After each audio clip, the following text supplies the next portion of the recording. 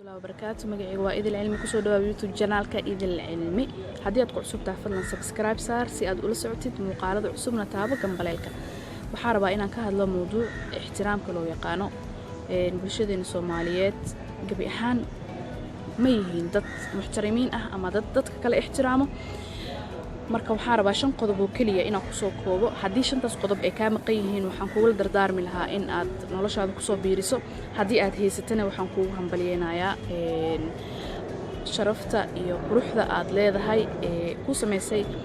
sifada loo yaqaan ixtiraamka oo runtii ah sifa aad u muhiim ah qodobka koowaad qofka waa inuu ixtiraamo muuqaalkiisa waa inuu ixtiraamo caafimaadkiisa waa inuu ixtiraamo wax walba oo يعني ذات أما شخصيتي حرمرينايو ومهم نقضب كاس عفيمات كاغ وإنا كفكرتيد وحول بقو سميني سيدنا إنا أسميسيد for yourself وإنا كفوقاتيد وحول بقو سمعد هذا يشرف كاغ هوس وديقايو وحول بقو شكي قلينايو سمعد هذا السيدة إن لقوه أركو صاحيبه حنحن ميلا حنحن نقضب كاس ماشي سأوسو قد بايا قضب كلابات وحاوايا قفك إنو احترامه عقلي قفك كلي وقضب آد نوع مقن برشدينا صوماليات عقلي مركا عن كهذا إن الاحترام أنا وحقول جيدا قفك إنه احترامه رأيك قفك كله فكرك قفك كله حال أبورك قفك كله إيش قد قفك كله صوتاس وحكيني سامركا إن أنا علاد لسكو قادن أو قف مركو رأي سوجيدي أما فكر أولي ماذا إن أنا لا أركن إنه يا قف كاس قف ريتو قف دقن قف أنا وحبة يقانن يعني تاس إن كفوق أنا أباهن هاي وأنا قف كواركا مركا قف كامركو فكر أما رأي أولي ماذا إن إك ترجمة سوحان وحو آمسين هاي إسلام كان دباتينين سيدا درتد وإن لو احترام dadka fikirkooda iyo aqligooda iyo garaadkooda iyo aaraadooda iyo wax walba ay sameynayaan qodobka kale waxa waaye maadaama aan ahay bulsho Soomaaliyeed oo dad Islaam ah waan ku fiicnaa qodobkaas oo ah in qofka muuqaalkiisa lagu ixtiraamo sidoo uu sameeysan yahay Ilaahay u abuuray oo hadda manihin dadku istihzaa qof waxa la dhahaa sidoo muuqaalka Ilaahay u sameeyay oo kale walow ay jiraan dad yar oo jahli u keenay laakiin bulshada qolkiiba 80 dad ama 70 waxay u badan yihiin dad diin iyo dhaqan leh qodobkaasna meesha ugu soo gudbaaya qodobka kale afraad waxa waaye khusuusiga ama wax loo yaqaan private qofka inuu ku ixtiraamo qofka kale oo walaalkiisa waxaan loo jeedaa waxa qofkan gaarka ah uu san rabin qof kale inay ku ogaadaan taasna tusaale waxa soo qaadanaya gabdhaha mobilada fatishanaya oo ragooda mobilada intay qabtaan fiirnayaan run ahaantii waa dabeecad aad u xun waxayna ka mid tahay ixtiraam darada hadaa isku haysatid gabar ninkeeda ixtiraamayso ma ku fiicno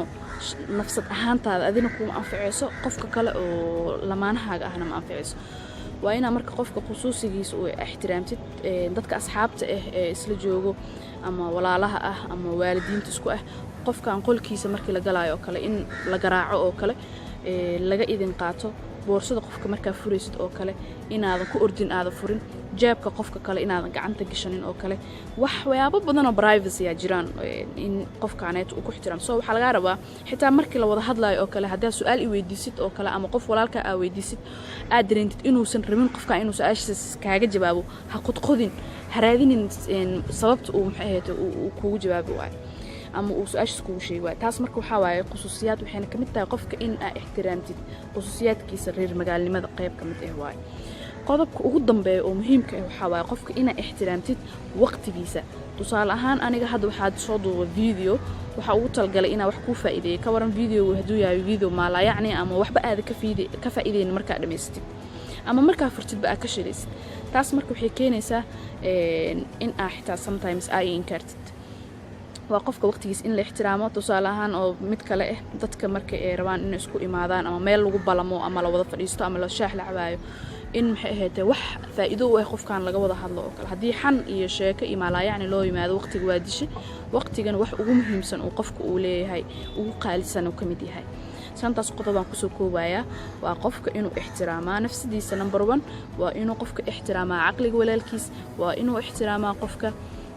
muuqaalka qofka kale walaalkiis waa inuu ixtiraamaa qofka wax private ama maxay ahayd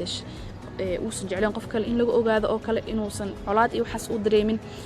qodobka ugu dambeeyo waxaan ku soo koobay qofka inuu ixtiraamo waqtiga qofka kale walaalkiis aad u mahadsantihiin والسلام عليكم.